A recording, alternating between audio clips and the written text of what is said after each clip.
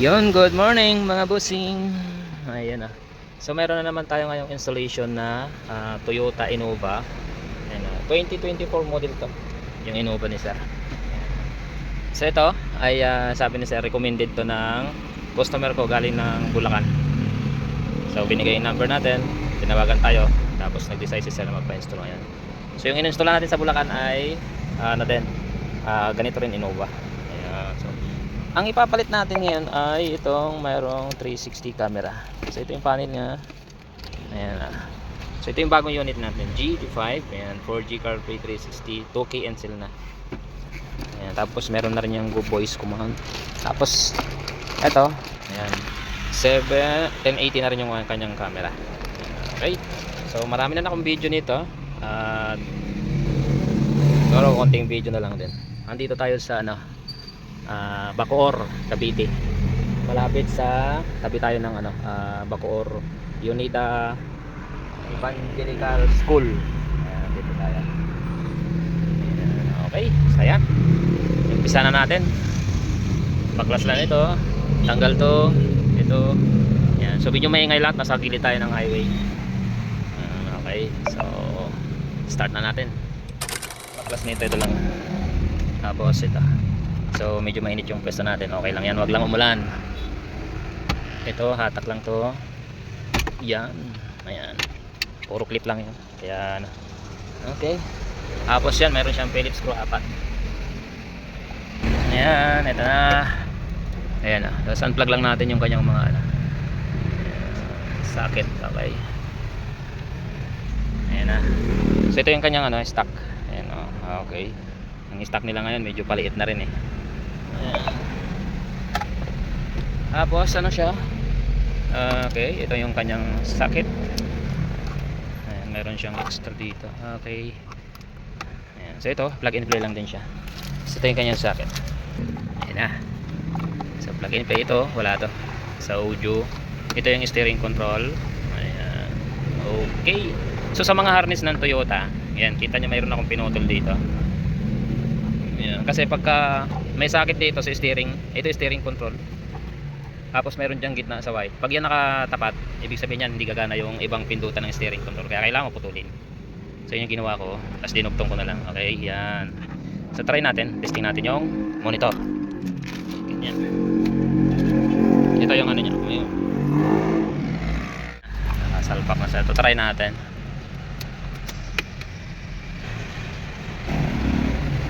Okay, Android. Ayan na. So bago natin ito umpisan, set up natin yung kanyang steering control. So ayan, ito yung 360. Ayan, wala pa siyang okay. Ayan, mayroon siyang voice command. So set up natin yung kanyang steering control. Okay, yan ito. Tapos on natin yan. Ayan. Okay, volume. Ayun, gumagana siya. Next.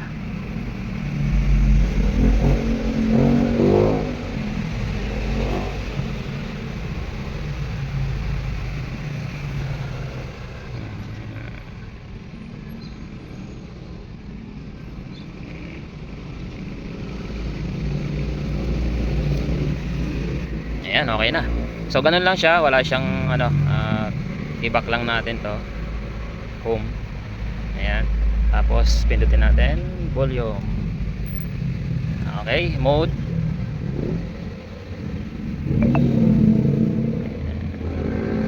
Okay, so working siya. Ayan. Ayan. Ayan. So itong unit mayroon din siyang AM. Ayan. Then FM. Okay. Ayan. Okay, so ayan, working na siya. And then tuloy na natin yung ating installation. So yun, tanggalin na natin itong mga sidings para makapitan na natin ng camera yung kanyang mga side mirror. Okay, yun, baklas na yung kanyang mga sidings and then side mirror nya. Ayan na. Okay, tapos ito na yung kanyang mga camera. Ay, side mirror pala. Wala pang camera. Ayan, okay. Dali lang to lagyan. Isang mabilisang lagay lang. Ayan. Okay, so kailangan pa rin natin tanggalin to, yung cover nya, para malagay natin ng maayos yung camera, tapos yung wiring dito sa signal trigger nya. Ayan, okay, yan. So ito yung left and right. Okay, tapos ito yung front and rear. Tapos yung wiring nya ng left and right. Okay, so yan. Try na, ano na natin. Kabit na natin to. Ayan na. Ito yung kanyang signal trigger. Ayan. So medyo maingay talaga. Nasa highway tayo. So na-install na natin to. Ayan. Ayan o. So ito yung isa, hindi pa. Ayan, okay. So itong isa, takbo na natin yung kanyang wiring. Ito right side. Ayan. Okay. Ito na siya. Malapit na.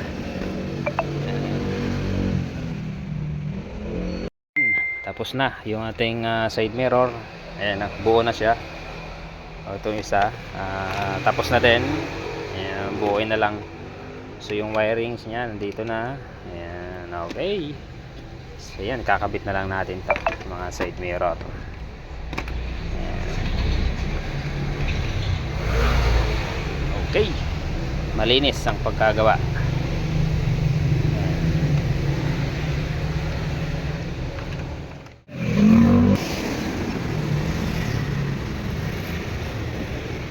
Okay. So nandito na yung wire nya. Ito na. So pinasok natin dito. Ayan. So isang tip din sa mga nag-i-install ng 360. Ito ang pinakadelikado sa mga nagkakabit. Minsan kasi yung wire, sinu-shortcut nila dito sa loob. Ayan.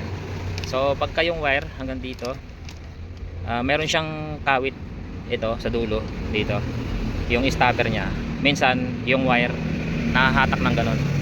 So pagbukas ng pinto, may posibilidad na maputol yung wire o magkaroon siya ng ground dito. Ayan. Ayan na. Kasi pagbukas ng pinto, putol talaga itong wire. So kaya minsan pagka ganun ang nangyari, hindi alam i-troubleshoot. So sabihin nila sira yung camera unit. So ang problema, ito lang. So kailangan idaan mo dito, lusot mo dito sa gitna. Ayan. Iiwas mo talaga siya rito. Kakapain mo din kung aabutin nito o hindi. So yan lang, okay. Sa mga gumagawa, ganun lang siya. Yan, so tapos na. Balik na lang natin yung kanyang sidings. Yan, katapos na yung kaliwa nya. Okay, let's try natin. Yan, so nakabit na natin yung dalawa na side mirror. So bago tayo tumuloy sa ibang camera, testing muna natin tong left and right na camera. Okay, ito panorama. Ayun. So yan, kaliwa, ayan, gumagana na siya. And then kanan. Ayun, pantay siya. Kunting na lang yan, baba.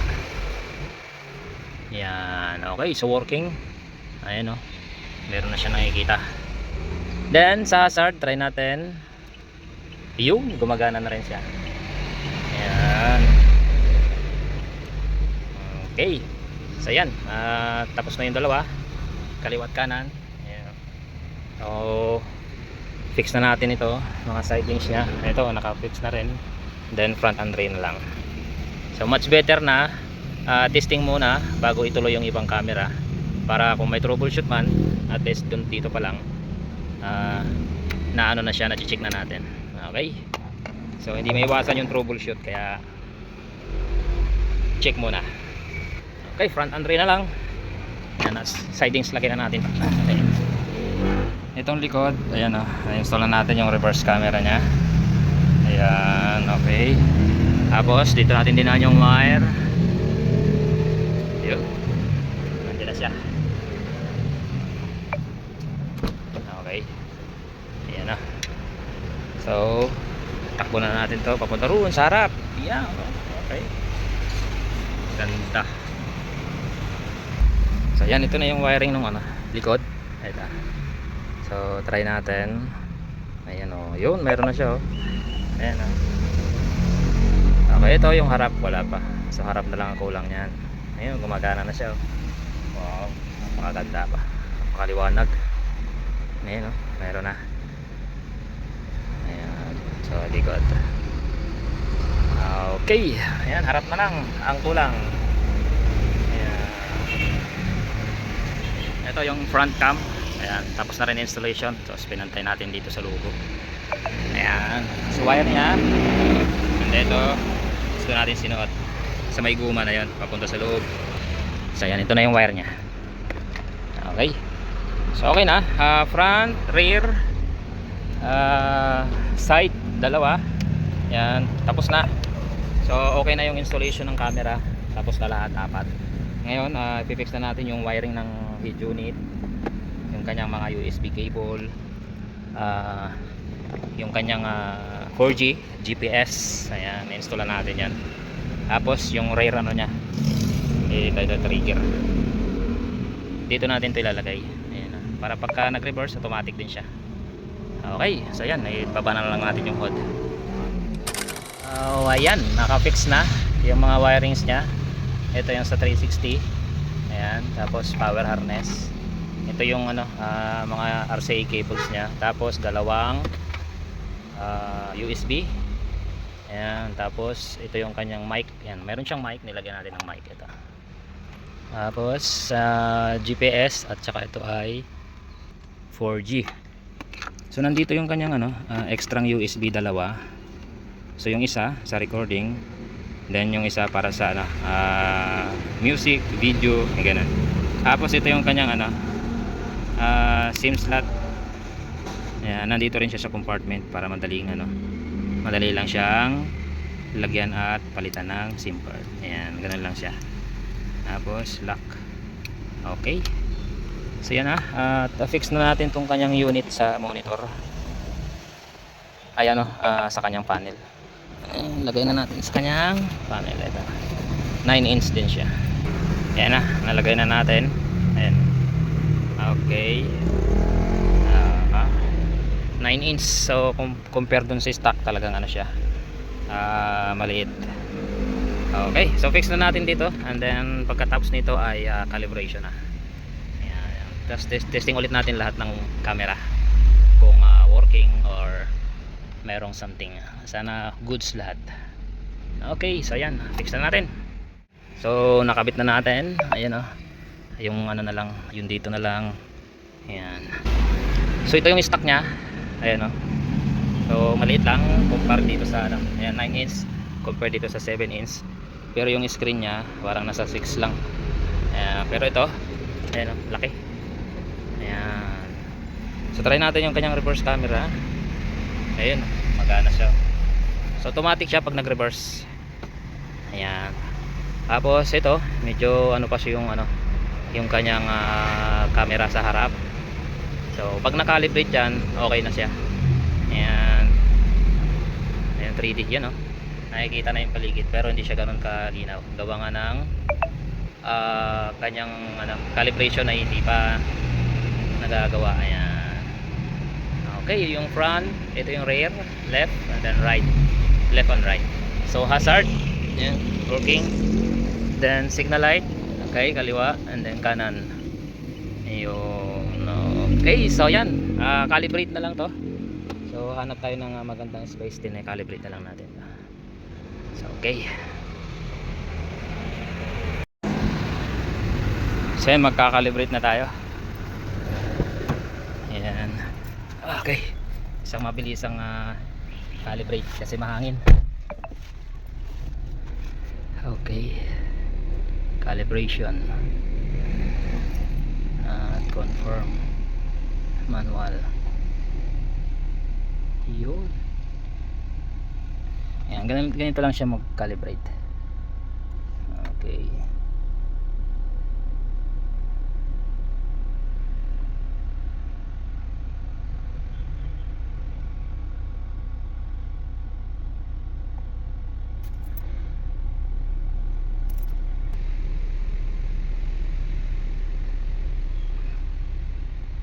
Ayan, maganda yung ano, calibration pagka yung ay nilipad. Pagka yung tarpaulin nyo ay bago, tapos yung kanyang black ano, tawag dito, black na black siya, yung bagong bago yung pintura niya. Ayan.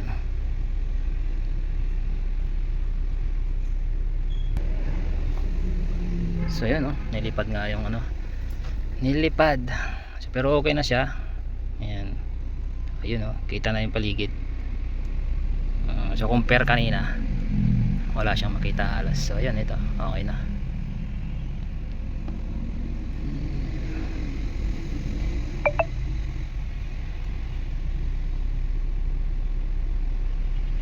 Okay.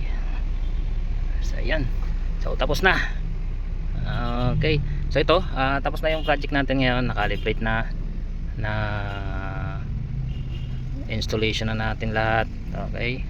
Tapos ito yung kanyang ano, specs na ano, in-install natin dito. Ayan. Okay. Android. Tapos meron siyang 4G internet. Ayan. Hotspot. Ayan. Meron siya. Okay, tapos meron siyang CarPlay, may voice command. Ayan. Okay, so yan, tapos na. Toyota Innova 2024 model. Android head unit with 360 camera. Ayan. Thank you, bossing.